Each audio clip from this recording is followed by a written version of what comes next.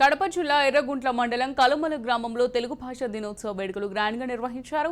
కలమలలో తొలిసారిగా తొలి తెలుగు శాసనాలు వెలుగు చూశాయి. మాజీ ఉపరాష్ట్రపతి వెంకయ్య నాయుడు చీఫ్ గెస్ట్ గా హాజరయ్యారు. మాతృభాషను పరిరక్షించుకోవాలని పిలుపునిచ్చారు.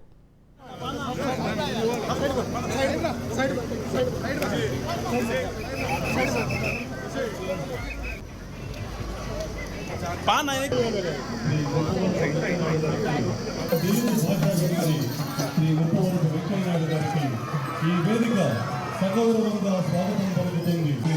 తెలుగు భాషా దినోత్సవ సందర్భంగా ఈ కార్యక్రమానికి ఏర్పాటు చేసిన ఈ కార్యక్రమం ఎంతో అద్భుతంగా ఆహ్లాదంగా ఆనందంగా జరిగిన ఈ వేదిక హృదయపూర్వక కృతజ్ఞతలు గారికి ఈ వేదిక సగౌరవంగా స్వాగతం పలుకుతుంది. స్వాగతం పలుకుతుంది.